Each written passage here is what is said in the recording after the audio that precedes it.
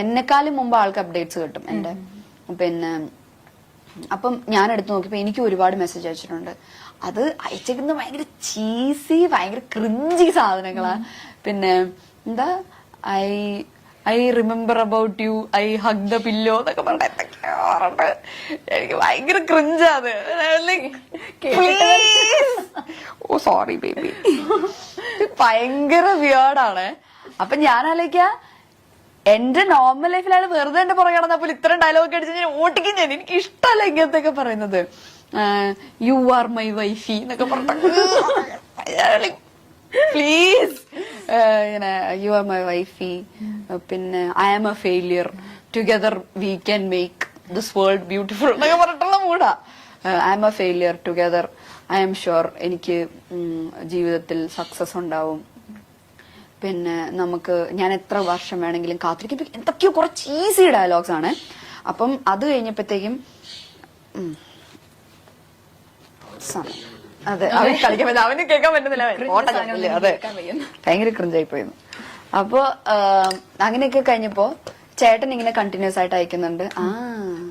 ചേട്ടന് കണ്ടിന്യൂസ് ആയിട്ട് അയക്കുന്നുണ്ട്. ഓരോരുത്തർക്ക് ഇങ്ങനെ ഇതാകുന്നോണ്ട് അമ്മയുടെ ഫോണിലേക്ക് മെസ്സേജ്. അത് കോമഡി എന്ന് വെച്ച് കഴിഞ്ഞാൽ എന്റെ അമ്മയ്ക്ക് 2 ബ്യൂട്ടി സലൂൺസ് ഉണ്ട്. അപ്പം ഒരെണ്ണം നമ്മുടെ നാട്ടിൽ തന്നെ, ഒരെണ്ണം നമ്മുടെ വീടിന്റെ അവിടെ, അതായത് നമ്മുടെ മാരരി ബീച്ച് റിസോർട്ടിന്റെ അവിടെ, പിന്നെ ഒരെണ്ണം കണിച്ചുളങ്ങര എന്ന് പറഞ്ഞിട്ട് വേറെ സ്ഥലത്ത്, അതിന്റെ അടുത്ത് തന്നെ. അപ്പൊ ഈ കണിച്ചുളങ്ങര തുടങ്ങിയ പാർലറിന്റെ അടുത്ത് ഈ ആളുടെ ഏതോ ഒരു കസിനോ റിലേറ്റീവ് ആരും ഉണ്ട്. എങ്ങനെയോ പരിചയമുണ്ട്. റിലേറ്റീവ് ആണോ കസിൻ എന്താണെന്നൊന്നും എനിക്കറിയില്ല. എങ്ങനെയോ പരിചയമുണ്ട്. അവിടുന്ന് അമ്മയുടെ പാർലറിന്റെ അഡ്രസ് എടുത്തിട്ട് ഫോൺ നമ്പർ ഉണ്ട് അവിടെ. ഫോൺ നമ്പർ എടുത്തിട്ട് അമ്മയുടെ ഫോണിലേക്ക് ടെക്സ്റ്റ് മെസ്സേജ് അയക്കാൻ തുടങ്ങി. മീനുനെ വിഷമിപ്പിക്കരുത് എന്നൊക്കെ പറഞ്ഞിട്ട് എന്റെ ചേട്ടൻ അതെ വിഷമിപ്പിക്കരുത്. അപ്പൊ ചേട്ടൻ പറഞ്ഞു ഞങ്ങൾ എപ്പോഴാണ് നിന്നെ വിഷമിപ്പിക്കരുത്, ഞാൻ എത്ര വർഷം വേണമെങ്കിലും നിനക്ക് വേണ്ടി കാത്തിരിക്കാം എന്നൊക്കെ പറഞ്ഞിട്ട് ആ മൂഡ്. അപ്പൊ ഒരു ദിവസം ഇതിങ്ങനെ അയച്ചയച്ച് ലാസ്റ്റ് ആള് ഗിഫ്റ്റ് ഒക്കെ അയക്കാൻ തുടങ്ങി വീട്ടിലോട്ട്. പാർലറിന്റെ അഡ്രസ് അറിയാവുന്നത്. പാർലറിലേക്ക് ഗിഫ്റ്റ് അയക്കാൻ തുടങ്ങി. പിന്നെ എന്തൊക്കെയോ വെച്ചിട്ടുണ്ട്. പിന്നെ വാലന്റൈൻസ് ഡേയുടെ അന്ന് അയച്ചു ഒരു കത്ത്. എന്താ അയ്യോ ആ വാചകം എന്തായിരുന്നു? കവിത വരുന്നില്ല, കവിത വരുന്നില്ല, ഇഷ്ടമാണ് എന്നെന്നും, സ്വന്തം പേര്. അങ്ങനെ വെച്ചിട്ടുണ്ട്. അങ്ങനെ അത്രയും ക്രിഞ്ചാണ്. അപ്പൊ ഞാൻ വീട്ടിൽ എന്നിട്ടൊരു മയിൽപീലിയുടെ ഇതും സാരല്ല സാരല്ല സാരല്ല പോട്ടെ പോട്ടെ പോട്ടെ കുഴപ്പമില്ല കുഴപ്പമില്ല ഓ സാരല്ല സാരല്ല സാരല്ല പോട്ടെ പോട്ടെ പോട്ടെ ഇല്ലില്ല കുഴപ്പമില്ല കുഴപ്പമില്ല കുഴപ്പമില്ല കുഴപ്പമില്ല ഇല്ലില്ല കുഴപ്പമില്ല കുഴപ്പമില്ല അതെ ചാടിയതാ. സാരല്ല സാരല്ല പോട്ടെ. ഇല്ലില്ല ഞാൻ ഇറക്കാൻ നോക്കിയ വഴി അതാ ചാടിയതാ. സാരല്ല പോട്ടെ.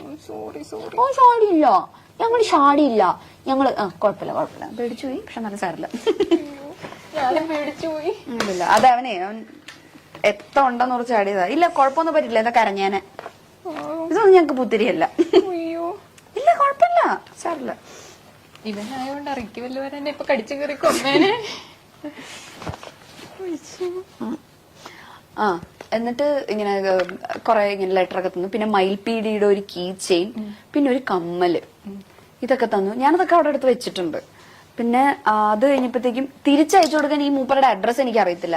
ഈ ഇങ്ങോട്ട് അയക്കുന്നതിൽ ആളുടെ ഫ്രം അഡ്രസ് ഇല്ല. അങ്ങനെ അയക്കാൻ പറ്റുമോ? കൊറിയറാ. ഫ്രം വെക്കാതെ അയക്കാൻ പറ്റുമോ? Oh okay okay okay courier അയക്കാലോ. ഇതെന്തിന്റെ പ്രൊഫഷണൽ കൊറിയേഴ്സ് എന്തോ അങ്ങനെ എന്തോ ആണ്. അപ്പൊ അമ്മ എന്നോട് ആദ്യത്തെ ഗിഫ്റ്റ് അയക്കുന്ന സമയത്ത് എന്റെ അടുത്ത് ഇങ്ങനെ പറഞ്ഞിട്ടുണ്ടായിരുന്നു പ്രൊഫഷണൽ കൊറിയേഴ്സ് എന്നത്. അപ്പൊ എനിക്ക് പ്രൊഫഷണൽ കൊറിയേഴ്സ് വഴിയൊന്നും വരില്ല. പ്രൊഫഷണൽ കൊറിയേഴ്സ് DTDC എന്തോ ആണ്, വരില്ല എനിക്ക്. പിന്നെ ആമസോൺ ഫ്ലിപ്കാർട്ടൊക്കെ വരുള്ളൂ. അപ്പൊ അത് പ്രൊഫഷണൽ വഴി വരേണ്ട കാര്യമില്ലല്ലോ. അപ്പൊ അമ്മ ചെന്നപ്പോ പറഞ്ഞു മോളെ ഇത് ഇങ്ങനെയാന്നാണ്. പിന്നെ എനിക്ക് എന്തൊക്കെയോ അയക്കുന്നുണ്ട്. ഫെസ്റ്റിവലിന് സ്പെഷ്യൽ ഓഫർ ഒക്കെ ഉണ്ടാവും. വാലന്റൈൻസ് ഡേ അതെ അങ്ങനെയൊക്കെ ഉണ്ടാവും. ദീപാവലിക്ക് അല്ലല്ലോ, ദീപാവലിക്കാണോ? ദീപാവലിക്ക് സ്വീറ്റ്സ് അയച്ചിട്ടുണ്ടായിരുന്നു. ഡയറി മിൽക്കിന്റെ എന്തൊക്കെയോ കുറേ സ്വീറ്റ്സ് ഒരു പാക്കറ്റിലാക്കി അയച്ചിട്ടുണ്ടായിരുന്നു. അത് ആമസോൺ വഴി എന്തോ ആയിരുന്നു. അങ്ങനെ എന്തൊക്കെയൊക്കെയോ വഴി ആള് അമ്മയുടെ പാർലറിലേക്കാണ് അയക്കുന്നത് സാധനം.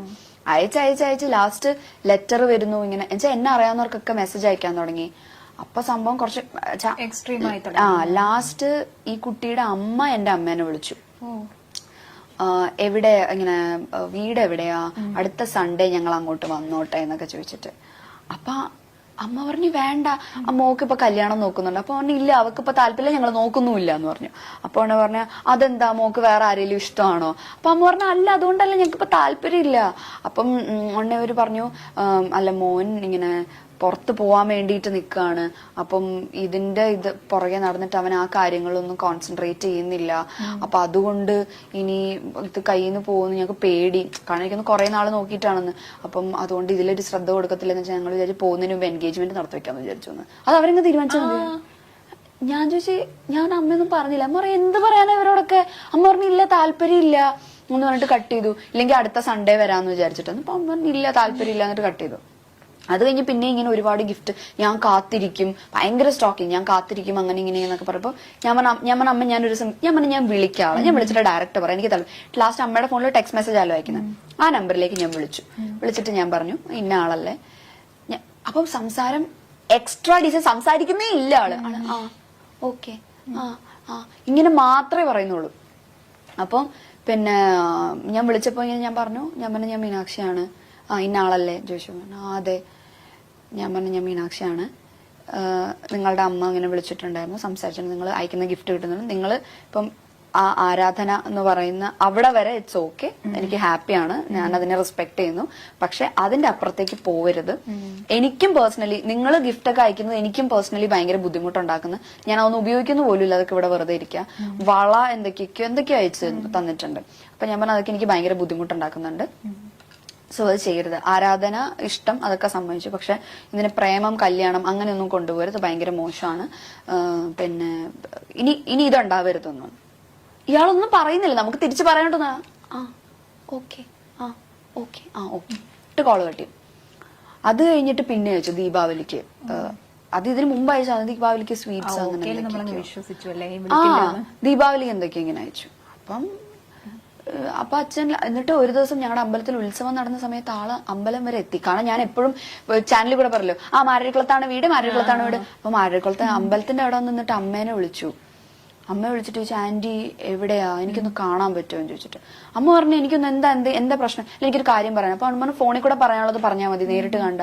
ആന്റിയുടെ പാർലർ എവിടാ, ഞാൻ അങ്ങോട്ട് വരാം. അപ്പൊ എന്റെ വീട് അമ്പലത്തിന്റെ അടുത്ത് തന്നെ. അപ്പൊ ഞാൻ ഓർത്തിന് ചോദിച്ചു പറഞ്ഞെങ്ങാനും അങ്ങോട്ട് വരുമോ, എനിക്ക് പേടിയായി. ആ പ്രദേശത്ത് ഇപ്പൊ അച്ഛനാണെങ്കിലും അല്ല എന്നെ മാത്രല്ല, അച്ഛൻ ബാങ്ക് ഉദ്യോഗസ്ഥനായിരുന്നു. അപ്പൊ അച്ഛന് ഇപ്പം മറ്റേ ഈ ലോണിന്റെ കാര്യത്തിലാണെങ്കിൽ അച്ഛൻ എല്ലാവരോടും സംസാരിക്കും, ഭയങ്കര സോഷ്യൽ അച്ഛൻ. അച്ഛൻ എപ്പോഴും അമ്പലത്തിൽ പോകുന്ന ആളാണ്. അപ്പൊ അവിടെ അങ്ങനെ ആരോടെങ്കിലും ചോദിച്ചാൽ നമ്മുടെ വീട് പറയും. അപ്പൊ എനിക്ക് ഭയങ്കര ടെൻഷനായി, വീട്ടിലേക്ക് എങ്ങാനും കയറി വരുമോ. അപ്പൊ അമ്മ പറഞ്ഞു പിന്നെ ഇല്ല, നേരിട്ട് കാണും, ഞാൻ ആന്റിയുടെ പാർലറിലേക്ക് വരാം. അമ്മ പറഞ്ഞു ഇല്ല, പാർലറിലേക്കൊന്നും വരണ്ട, അല്ലാതെ പറയാനുള്ളത് പറഞ്ഞാൽ മതി എന്ന് പറഞ്ഞു. എന്നിട്ട് ഇവര് പറഞ്ഞില്ല എനിക്ക് നേരിട്ട് പറയണം. പറഞ്ഞു ഇല്ല, തിരിച്ചു പോകണം, ഞങ്ങൾക്ക് സംസാരിക്കാൻ താല്പര്യമില്ല എന്നൊക്കെ പറഞ്ഞിട്ട് തിരിച്ചുപോയി. അന്നിട്ട് വീട്ടിന്റെ ഫ്രണ്ടിൽ തൊഴിലുറപ്പ് ചേച്ചിമാരൊക്കെ ഉണ്ടായിരുന്നു. അച്ഛൻ ചെന്ന് അവരുടെ അടുത്ത് പറഞ്ഞു ആര് വന്നാലും മീനും ഇല്ലെന്ന് പറഞ്ഞു.